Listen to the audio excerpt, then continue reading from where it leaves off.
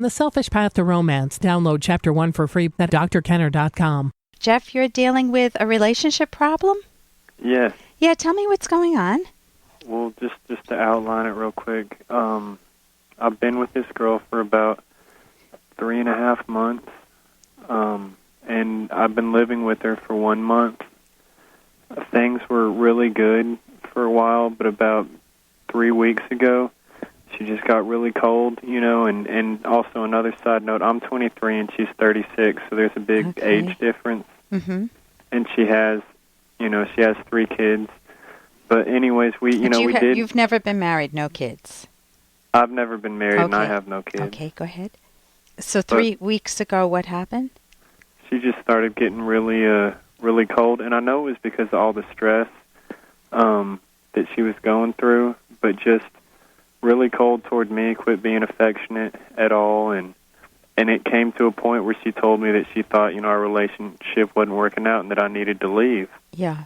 But then when it came to the point and I did leave, she's just been crying and she wants me back, and I said that I don't want to do this anymore, and I feel like if things could be better for us separate, but she's been calling me and just crying the past 2 days, just begging me to come back. And okay, what is your gut feel for that at this moment? Do you want to go back? Do you not want to go back to her? Part of me does, but part of me, there's part of me that sees, that we did love each other and things could be hard, yeah. but we could make it. But then there's part of me that feels like, I'm 23. I don't have to go right into a relationship with 3 kids, with a woman who might not. So a lot of red flags. Yeah. Yeah, there's What's a lot her of history? What's her history? She has 2 ex-husbands. She actually, only 3 of the kids are living with her, but she has 4. And one of the ex-husbands is extremely jealous and possessive, and has even to the point of threatened that he was going to hire someone to kill me one night when he was wasted. And he... Okay, what is your relationship history? What is your relationship history? Mine... Have you dated a lot? I did when I was younger, but honestly, Wendy is her name. This is the first relationship I've been in about 3 years, probably. Okay. What is the main question you'd like me to focus on? Because I could focus on many aspects of this. What is your question? Whether I should stay. Okay. What you need is a method to answer that question. And what you want to do is take a piece of paper and on the left-hand side write all of the benefits of staying in the relationship. And we don't have the time to do the whole thing on the air, but it may be that she values some really good things in you that other people haven't seen in you. Maybe you are a tender person, maybe there are some good qualities that you have and you haven't felt that sort of connection or visibility with somebody. I'm not sure what it would be. Can you name just one thing that you really miss about that you valued in the relationship? Hey, I'm sorry. It's really hard to hear you. Oh, is it? Can you hear me now? Yeah, that's better. Okay. So let me go back. If you take a piece of paper, split it in half, and put the advantages of the relationship, and let yourself on the left side of the paper, just let yourself go and write down everything that you value in her and in the relationship. Because you're telling me it's a mixed case. There are both pros and cons. So you're writing the advantages on one side. But the advantage of writing it down is that you're not just holding it all in your head. You're actually putting it on paper to see it. You're going to shred this paper later so she never sees it. But this is just for your thought process, to stabilize, to get some clarity for your own thinking processes.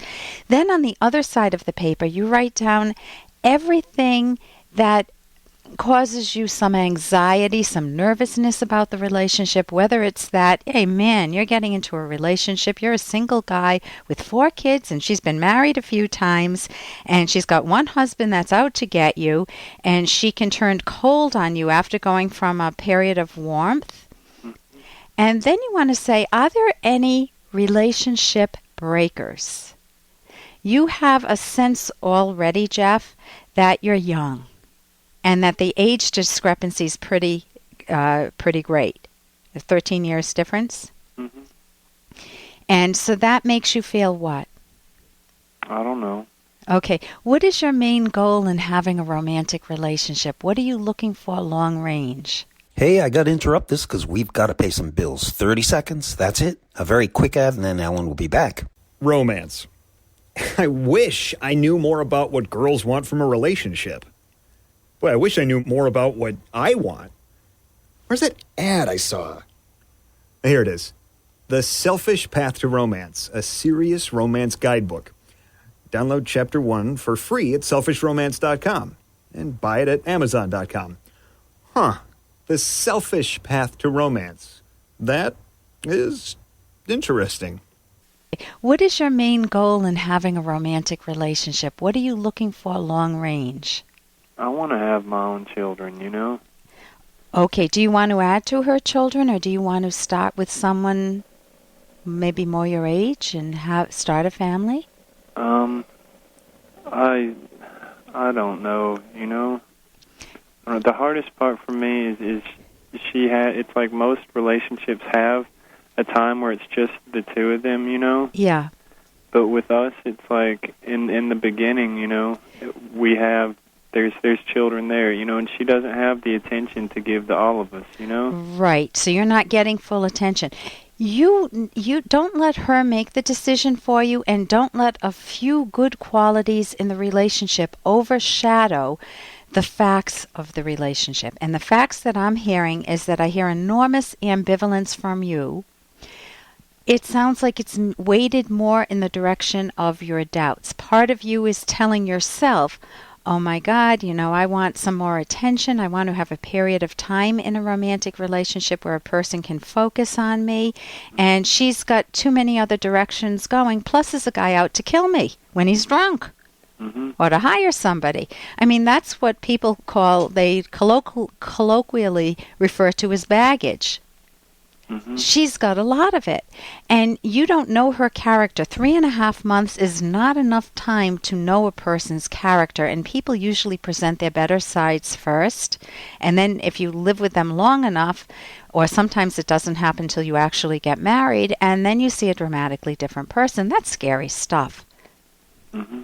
So it sounds like she's not that stable. Why did you choose someone who's so much older? Is there any history behind that? I was really going through a hard time in life, a big transition in life beliefs and things like that, and she just kind of fell into my world. I mean... Okay. You don't want things happening. I know we're winding down on time, so I would do that exercise that I recommended. Mm-hmm.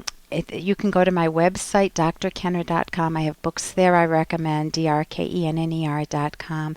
And what I would recommend is that you want to do a wider search for yourself. You want to look at other possible options in the dating world rather than just take someone who happens to have fallen into your life when you felt vulnerable.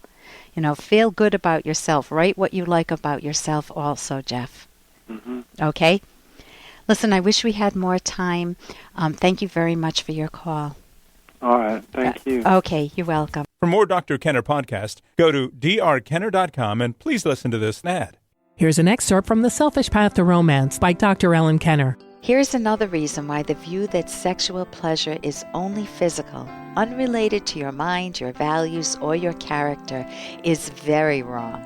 If sex were purely physical, it wouldn't matter how you viewed yourself as a person.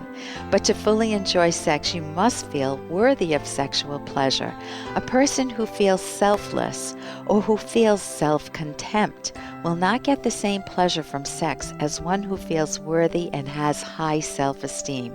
A man or woman who uses sexual conquest as a substitute for self-esteem soon finds that sex only hides their anxiety and self-doubt for a short time.